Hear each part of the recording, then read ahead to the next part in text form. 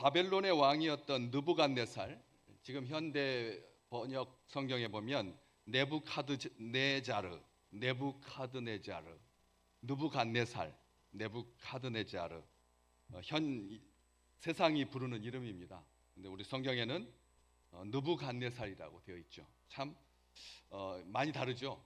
똑같은 말인데 이름인데 성경에 기록된 이름들은 세상에 안 부르는 그런 이름입니다. 그래서 우리가 편안하게 뭐 요셉 이렇게 말해도 말은 외국어인데 외래어인데 요셉이 외래어인데 바깥에서 듣는 사람들은 못 알아듣는 조셉 이렇게 말해야 돼. 이삭을 아이삭 이렇게 하니까 우리는 한국 스타일로 이름을 말하고 듣는 사람들은 그 말이 무슨 말인지 모르는 그런 경우가 있습니다. 근데 이 느부갓네살 이 바벨론의 왕입니다. 바벨론은 지금 현재 이라크 그 지역의 왕인 거죠. 그 왕이 된 지 2년째 되었을 때 장래일을 깊이 생각하다가 아주 두렵고 흉측한 꿈을 꾸었습니다. 두렵고 충격적인 꿈을 꾸었던 거죠. 때문에 마음이 뒤숭숭해서 잠을 이루지 못합니다. 그래가지고 사람들을 불러서 내 꿈을 해석해라. 마술사, 주술사, 마법사, 점성술사. 당대에 난다 긴다 하는 지혜자들입니다. 그 지혜자들한테 꿈을 해석하라고 합니다. 근데 아무도 꿈을 풀 수가 없었죠. 왜냐하면 꿈을 들어야 풀어주지.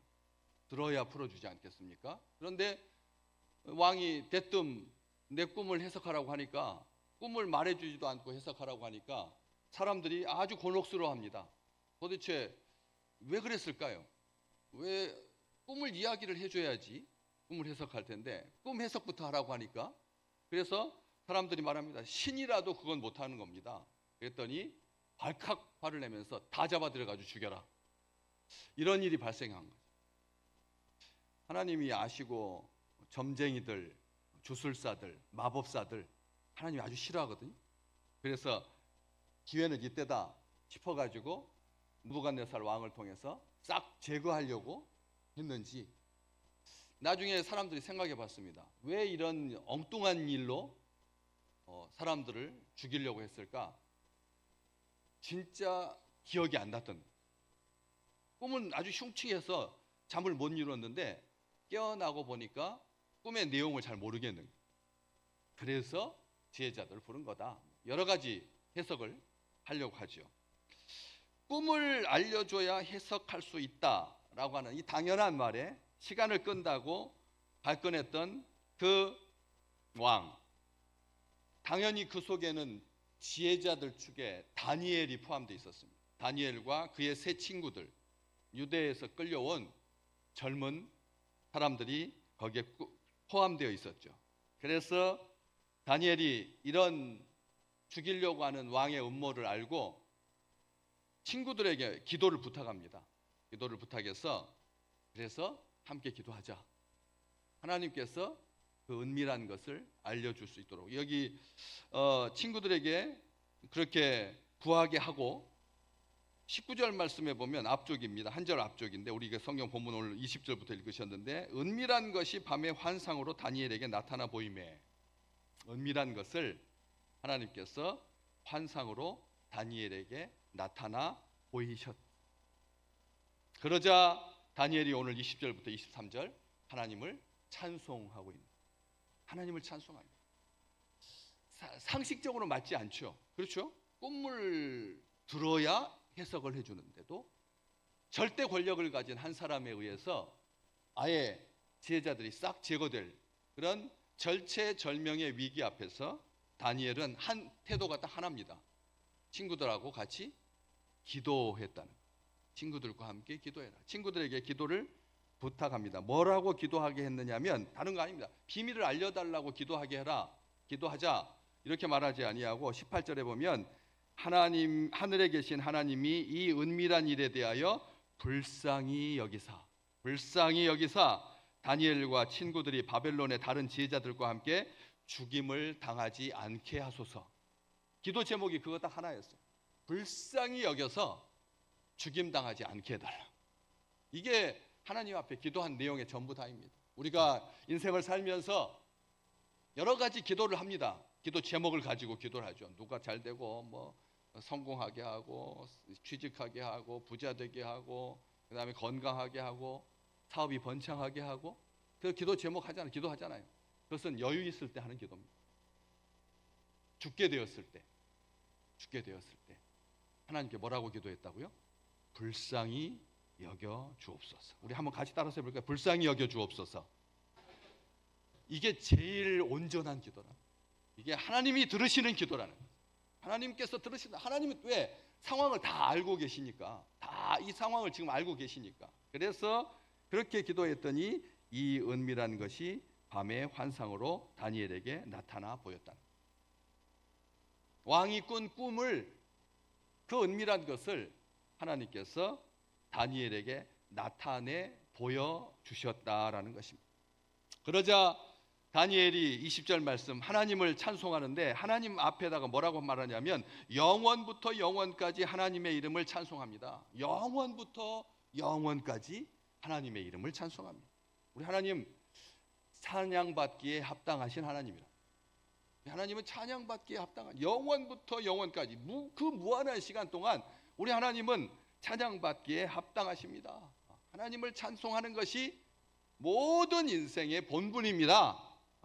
찬양대가 하나님을 찬양하는 게 아니라 죽게 되었다가 기도했더니 하나님께서 다니엘에게 그 은밀한 것을 보여주시고 다니엘이 하나님을 찬양할 때 영원부터 영원까지 찬양받기에 합당한 분이라고 그렇게 고백하고 있다라고 하는 것이죠. 하나님을 뭘 그렇게 찬양받으실까 봤더니 차근차근 나옵니다. 지혜와 능력이 그에게 있기 때문에. 지혜와 능력이 하나님께 있다는 거죠. 이 세상에는 지혜는 있는데 능력이 없고 능력은 있는데 지혜가 없어서 그래서 무언가를 이루지 못하는 그런 많은 일들이 있습니다. 많은 사람이 있고요. 또 지혜라고 할 만큼 지혜롭지도 않아요. 사실 지혜롭다라고 말할 만큼 그렇게 지혜로운 사람이 없다는 거죠. 다들 어눌해집니다. 시간이 지나면 다들 어눌해집니다. 정말 철처럼 날카로웠던 사람이 시간이 지나면 무뎌지죠. 무뎌지고 저게 지혜일까 싶을 만큼. 왜? 이 세상의 사람들의 지혜라고 하는 것은 갈망은 하지만 지혜롭기를 원하는 거죠. 그러니까 하나님께서 먹지 마라, 선악을 알게 하는 나무의 열매를 먹지 마라 그랬잖아요, 주님께서. 그리고 동산에 있는 모든 나무의 열매는 다 먹어도 좋다. 특별하게 영생을 얻게 하는 나무가 가운데 맨 중앙에 우리 하나님께서 의도적으로 산 한가운데 꼭대기에다가 선악을 알게 하는 나무와 영생을 얻게 하는 나무를 하나님께서 심으시고 그 열매를 통해서 영생을 누릴 수 있도록, 참 생명을 누릴 수 있도록 허락해 주셨는데 사람들이 뭘 선택했죠? 선악을 알게 하는 나무의 열매를 선택했죠. 영원히 우리 생각에는 선악을 아는 것 이게 뭐 얼마나 대단하길래 거기에 집착할까? 그런데 사람들이 보니까 먹음직도 하고 보암직도 하고 지혜롭게 할 만큼 탐스럽기도 했다. 지혜는 그렇다는 거예요. 지혜는 그렇다는 거예요. 사람들이 다 이구동성으로 지혜와 지식을 갈망합니다. 그런데 사람이 그렇게 갈망함에도 불구하고 얼마나 보잘것없고 그리고 그것을 이루는 자가 없는지 전도서 7장에 보니까 내가 지혜자가 되리라 하였으나 지혜가 나를 멀리하였도다. 솔로몬이 한 말이에요. 솔로몬이 한 말이라니까요. 내가 지혜자가 되고 싶었는데 지혜가 나를 멀리했다. 솔로몬이 그렇게 지혜로운 사람인데 그렇게 고백하고 있는 것을 보면 지혜가 우리를 멀리하고 있다. 이 말이 참 맞는 말이다라고 하는 거예요. 그런데 가만히 보면 지혜가 멀리했다. 이게 지혜가 인격인데 지혜가 사람들을 멀리한다는 거죠. 근데 그게 도대체 무슨 뜻인가? 바울이 고린도 교회에다가 이렇게 편지를 했어요. 고린도전서 1장 20절 말씀, 지혜 있는 자가 어디 있느냐? 선비가 어디 있느냐? 이 세대의 변론가가 어디 있느냐? 하나님께서 이 시대의 지혜를 미련하게 하신 것이 아니냐. 무엇을 미련하게 하셨다고요? 성경 자막 한번 띄워주세요. 고린도전서 1장 20절 말씀. 거기에 보면 이 세상의 지혜를 누가 미련하게 했다고? 하나님께서 미련하게. 사람들이 지혜를 얻으면 어떻게 될까 봐? 교만해지. 사람이 지혜를 얻으면 교만해지. 그래서 하나님께서 이 세상의 지혜를 미련하게 하셨다라고. 그것을 반증이라도 하듯이 그 20절 다음에 고린도전서 1장 21절에 보면 이 세상이 자기 지혜로 하나님을 알지 못한다. 이 세상이 자기 지혜로는 하나님을 알 수 없다. 로마서 1장 22절과 23절에도 스스로 사람들이 지혜 있다라고 생각한다. 사람들은 스스로 지혜 있다라고 여기지만 어리석게 되어서 썩어지지 아니하는 하나님의 영광을 썩어질 사람, 새, 짐승, 기어다니는 동물 모양의 우상으로 바꾸었느니라. 성경은 분명히 기록하고 있습니다. 사람들이 지혜로우면 하나님을 사랑하고 이웃을 사랑하고 자연을 사랑하고 조화를 이루고 하나님의 목적을 이루고 그렇게 사는 것이 아니라 우상 만든다. 우상. 딱 역사가 보여주고 있는 거죠. 사람들이 그렇게 지혜로운데 제일 미련한 우상을 동물의 모양의 우상으로 하나님의 영광을 바꿨다. 썩어질 사람의 모습으로 새와 짐승과 기어다니는 동물 모양의 우상으로 바꾸었다라고 하는 거죠. 그래서 분명히 다니엘은 말합니다. 하나님은 지혜와 능력이 하나님께 있다. 지혜가 있고 능력이 있다. 그 지혜를 이루실 힘이 하나님에게 있다라고 하는 것이죠. 우리 주님은 위대하고 능력이 많으시며 그 지혜가 무궁하시고 하나님의 통치는 자기가 다스리고 있는 온 우주 가운데 발생했던 과거의 일, 현재의 일, 미래의 일까지 다 아시고 가장 작은 일에서부터 큰 일에 이르기까지 완벽하게 알고 계시다는 거예요. 하나님이 지혜롭다라고 하는 말이 바로 그런 의미라는 것입니다. 그런데 그 지혜를 잘 보여주는 것 첫 번째가 21절 말씀, 때와 계절을 바꾸신다. 때와 계절을 바꾸신다. 처음에는 몰랐어요. 그런데 저 요즘 와서 철없는 과일들이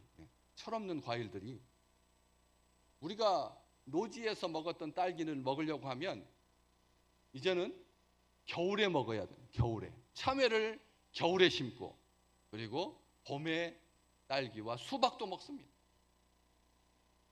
때와 계절이 이렇게 바뀔 수가 있을까 싶을 만큼 이 지금 우리가 살고 있는 이 시대 정말 놀라운 일들을 경험하고 있는데 단순하게 그렇게 앞당긴다라고 하는 개념이 아니라 하나님께서 때와 계절을 바꾸셨던 구체적인 역사가 구약 성경에 2번 나오거든요. 아시죠? 여호수아에 나오고 그리고 이사야서에 나오는데 여호수아에 보면 아모리 사람들을 이스라엘 사람들 앞에서 쓰러지게 하시려고 태양이 중천에 머물러서 거의 종일토록 속히 내려가지 아니하였다. 여호수아 10장에 기록되어 있습니다.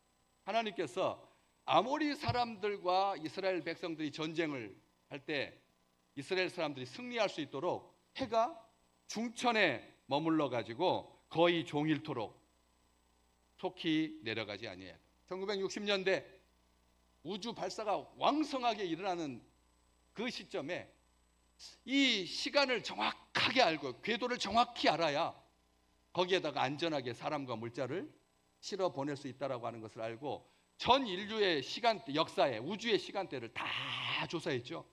그런데 아무리 계산하고 계산했는데도 하루가 딱 빠지는 거예요. 하루가 빠져요. 야, 놀랍죠? 우주의 시간을 어떻게 계산했길래 하루가 빠진다라고 하는 것을 알았을까요? 그런데 그때 그 중에 과학자 중에 신앙 믿음의 사람이 있어가지고 여호수아에 보면 하루 온종일 해가 떠 있었다라고 기록되어 있으니까 그래서 다시 한번 또 그 말을 듣고 조사하고 연구해 봤더니 23시간 20분이 빠져요. 23시간 20분. 그러니까 23시간 20분이 빠져 있었던 거예요. 거의 하루가 40분 모자라는 하루가 거기에 있다. 그렇다면 23시간 20분이면 나머지 40분은 어디로 갔을까? 찾아봤더니 이사야 38장에 기록되어 있죠. 히스기야 임금이 죽게 되었을 때 하나님께 간절히 기도했더니 하나님께서 내려왔던 계단을 따라서 이 아버지 때 만들었던 해시계가 동쪽과 서쪽의 그림자가 해가 떠오를 때는 위로 올라가고 내려갈 때는 해가 밑으로 내려가는 그 계단, 몇 계단을 10계단을 되돌아가게 하나님께서 하십니다. 그 그림자가 10계단을 되돌아갈 수 있도록 그렇게 주관하시는 시계 하나님께서 바꾸셨다는 거죠. 10계단을 그게 정확하게 40분이라는 거예요. 40분. 우리가 하나님께서 뻔한 상황이잖아요. 해가 뜨고 해가 지고 봄이 되고 여름이 되고 10대가 되고 20대가 되고 이런 모든 시기와 정한 때를 누가 바꾸실 수 있다고요? 하나님께서 바꾸실 수 있다는 거예요. 바꾸실 수 있다는 거예요. 때와 계절을 바꾸신다. 아무리 정해진 상황이라도 하나님께 간절한 마음으로 바라면 하나님께서 바꿔주신다. 그런 것 기도를 해보셨어요? 해가 오늘 안 저물었으면 좋겠다. 사랑하는 사람과 있을 때. 또 정말 꼴 보기 싫은 사람과 있을 때 빨리 하루가 지나갔으면 좋겠다. 그러잖아요. 아플 때는 빨리 가고 싶고 건강하고 행복할 때는 좀 천천히 갔으면 하는 그러한 것들을 기도를 해보셨네요. 하나님께서 들어주신다고. 다니엘의 지혜자 중에 지혜자였던 다니엘이 이런 사건들을 겪으면서 하나님의 사람들에게 우리에게 주는 약속의 말씀입니다. 우리가 다른 기도는 많이 해요. 그런데 때와 상황을 바꾸시는 그 시간과 계절을 바꾸시는 그 하나님께 그 시간과 계절을 바꾸어 달라고 기도했느냐 묻고 있는 거죠. 또 왕들을 폐하시고 왕들을 세우시며 통 속에 한 방울 물 같은 인생을 열방을 하나님께서 세우기도 하시고 폐하기도 하신다. 이런 모든 권세는 하나님께 있다. 국가든 개인이든 흥망성쇠는 하나님의 손에 달려 있습니다. 이 민족의 흥망성쇠는 하나님의 손에 달려 있는 것입니다. 하나님의 손에 달려 있다. 또 세 번째, 지혜자에게 지혜를 주시고 총명한 자에게 지식을 주신다. 아니, 하나님 미련한 자에게 지혜를 주시고 어리석은 자에게 지식을 주셔야지. 우리 하나님께서 왜 지혜자에게 지혜를, 총명한 자에게 지식을 주실까? 하나님께서 있는 자에게 더 주신다는 거예요. 있는 자에게 더 주신다. 1달란트 받은 사람, 하나님은 고리타분한 분이십니다. 당신은 아주 고집스러운 사람이어서 그런 사람에게 빼앗아 가지고 2달란트, 5달란트 받은 사람에게 주신다. 우리 주님께서 이야기해 주셨던 것처럼 그 말씀이다라고 하는 것이죠. 하나님께서 지혜자에게 지혜를 주시고 총명한 자에게 총명을 주신다. 예수님께서 말씀을 전하실 때 사람들이 한결같이 놀랐던 것이 한 가지, 그분의 말씀이 얼마나 지혜롭고 능력이 충만한지. 그래서 예수님 앞에 놀랐잖아요. 인간으로서는 상상도 할 수 못하는 그런 지혜가 주님께 있었잖아요. 그래서 성경은 말합니다. 지혜와 총명이 신이 우리 주님과 함께 하셨기 때문에, 지혜와 총명의 신이 주님과 함께 하셨기 때문에, 그래서 하나님은 지혜와 능력의 하나님이시라. 오늘 그거 지혜와 능력의 하나님이시라고 하는 것이 22절, 23절. 당신만 지혜와 능력으로 충만한 것이 아니라 당신을 사랑하는 모든 사람들에게 지혜와 능력을 주신다. 특별하게 깊고 은밀한 일을 나타내신다. 하나님께서 깊고 은밀한 일을 나타내신다. 28절 말씀 잠깐 보실래요? 28절에도 오직 은밀한 것을 나타내실 이는 하늘에 계신 하나님이시라. 28절에 이 놀라운 말, 하나님께서 은밀한 것을 나타내실 분이다라고 하는 거죠. 30절 말씀에도 이 은밀한 것을 나타내심은 이렇게 기록되어 있고, 또 47절에도 보면 왕이 다니엘을 높이면서 느부갓네살 왕이 말하는 47절이 그 말씀입니다. 너희 하나님은 참으로 모든 신들의 신이요 모든 왕의 주제시로다. 은밀한 것을 나타내었으니 네 하나님은 은밀한 것을 나타내시는 이시로다. 그렇게 고백하고 있는 것이죠.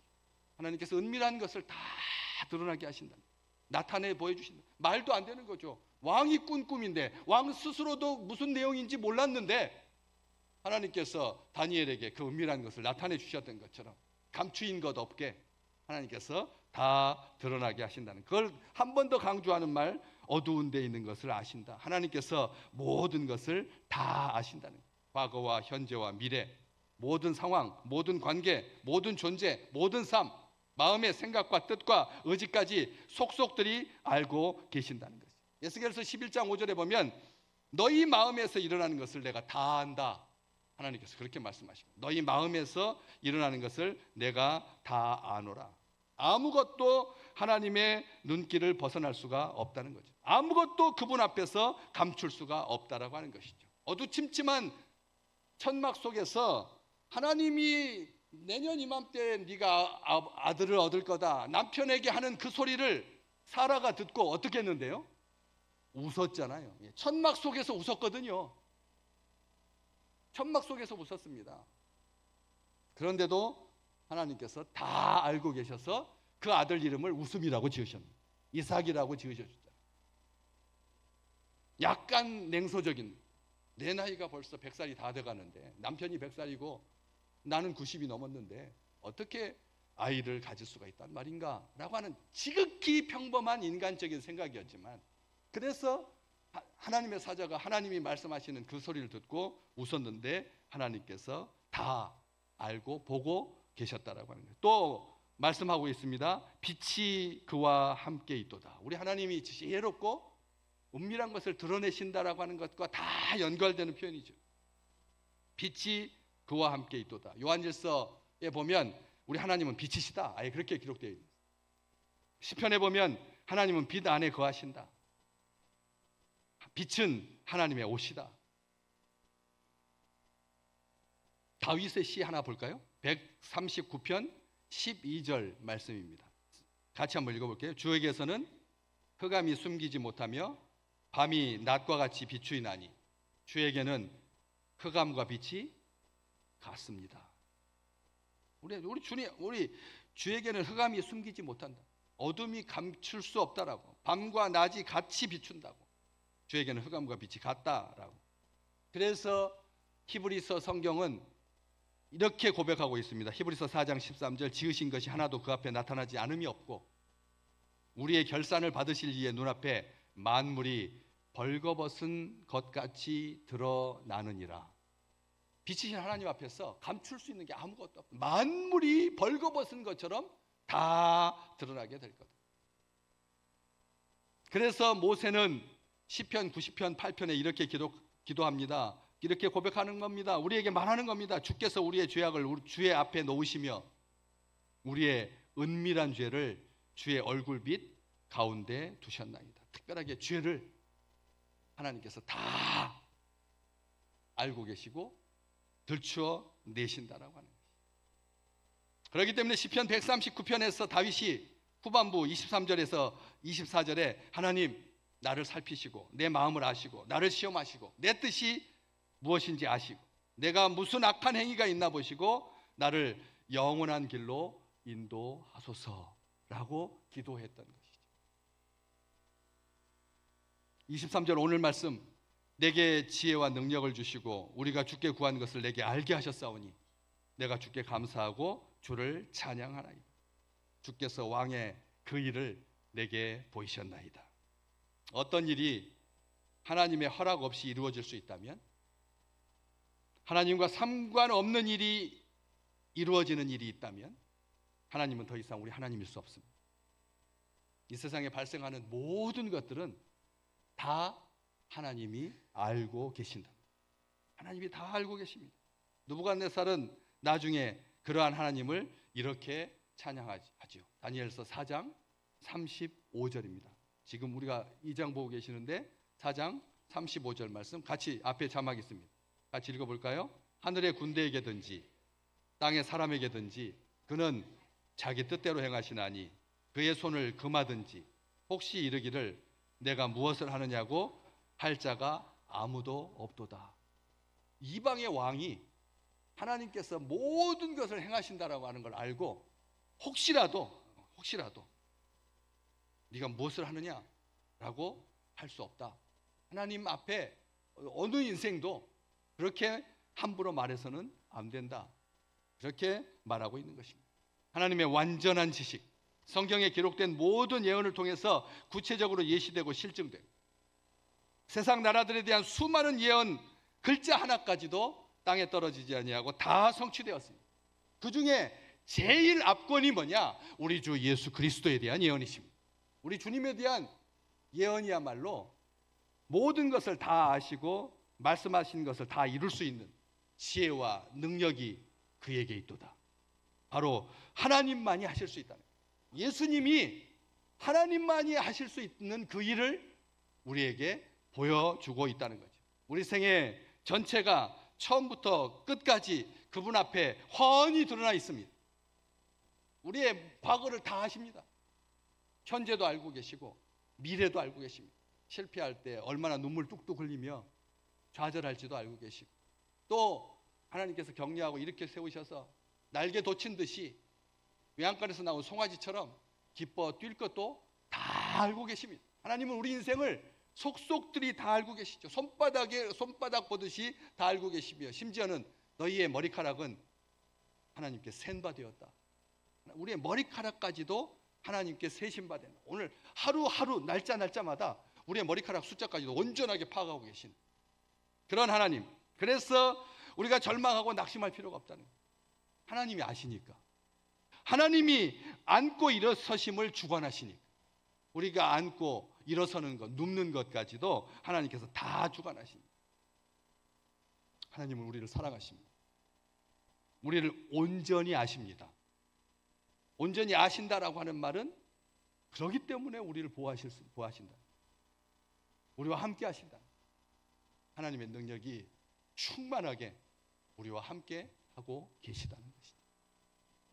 그런 은총이, 그런 은혜가 온 우리 믿음의 백성들에게 이번 6월달 가득하여서 그래서 실족하지 아니하고 하나님 앞에 숨기우는 것 없으니 하나님 앞에 회개의 은혜를 주셔서 그래서 하나님 앞에 기도하고 그래서 하나님께 응답받는 하나님과 동행하는 우리 귀한 믿음의 백성들 되시기를 주의 이름으로 축복합니다.